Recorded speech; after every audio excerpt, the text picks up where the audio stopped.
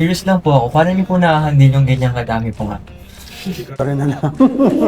Ano po sa tingin niyo yung good trait po ng isang CEO or businessman na nakaka-help para maging successful yung isang business? Yung willingness to learn. Hi everyone, I'm VR Del Rosario, President and COO of Viva International Food and Restaurants Inc. Welcome to the boardroom.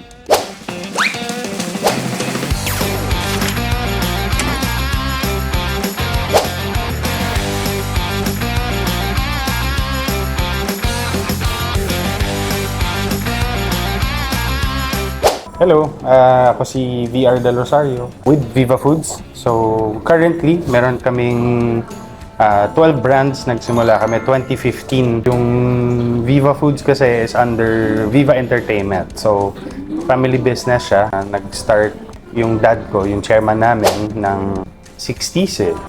Nag-evolve pa yon later on. Meron na siyang may digital media, artist management, so concerts, ganyan. Hanggang sa napunta kami sa food. Meron bang questions? Yeah?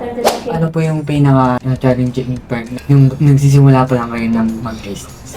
Yung know-how, because galing nga kami sa sobrang ibang background. Every day may matututunan ka. Dapat humble lang lagi. Dapat accept mo na hindi ka naman expert dito. No? So maraming mas marunong.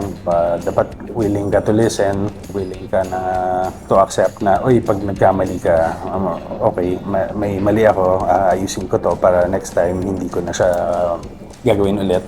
Curious lang po ako, paano niyo po nakahandle yung ganyang kadami po nga? Pare na lang. Yeah. So, yeah.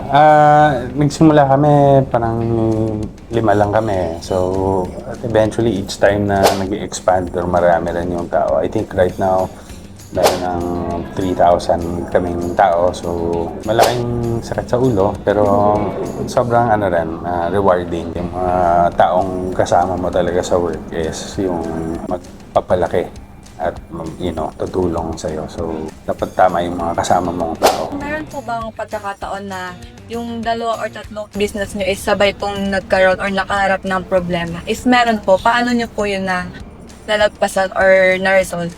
Lagi. Every day. Walang parang smooth lang. Laging may problem. So, at hindi siya yung isa-isa. So, lagi yung sabay-sabay. So, usually, one at a time.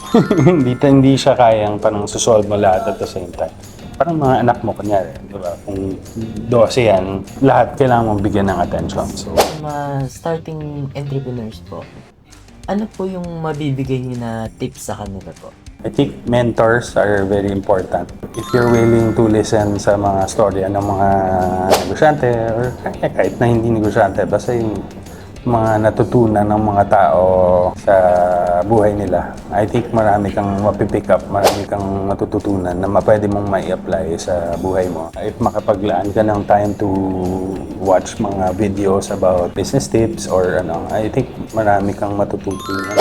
Ano po sa tingin niyo yung good trait po ng isang CEO or businessman na nakaka-help para maging successful yung isang business?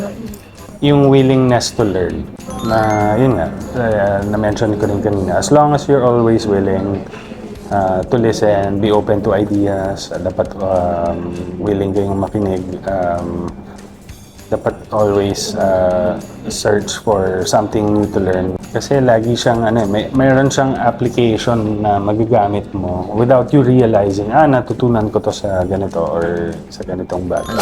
If during open hours niyo po, and out of a sudden po, na out of supplies po kayo or out of stock na mga ingredients po, paano niyo po siya na-handle or na-manage?